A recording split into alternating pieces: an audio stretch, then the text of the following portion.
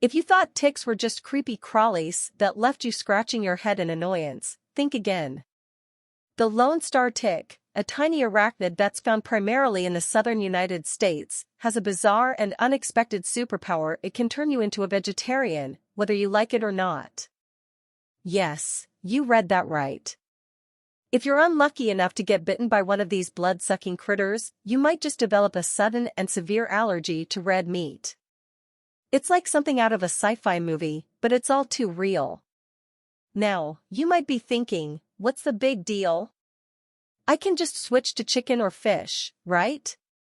But hold your horses, my carnivorous friend, because it's not that simple.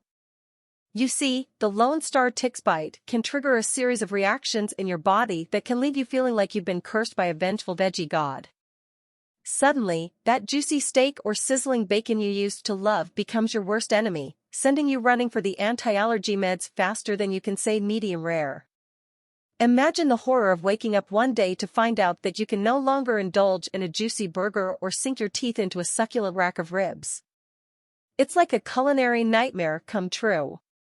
Your once beloved steakhouse becomes a no-go zone, and your BBQs turn into a sad display of tofu and veggie kebabs.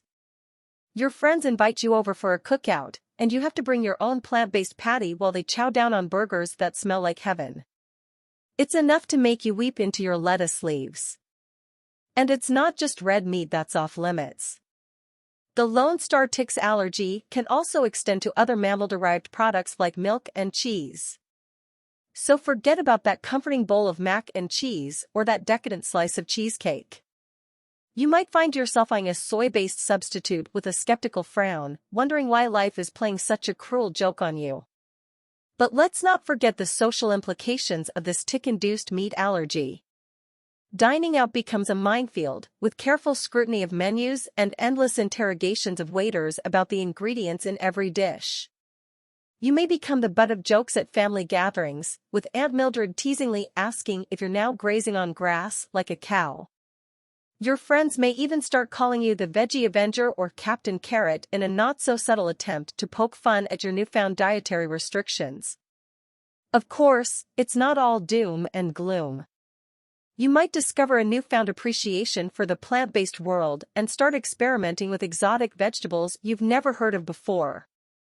You could become the master of tofu and tempeh, impressing your friends with your culinary creativity. You might even start a blog or YouTube channel to share your adventures in Veggieland, gaining a cult following of fellow tick bite survivors who hang on to your every word for meal planning tips and recipe ideas.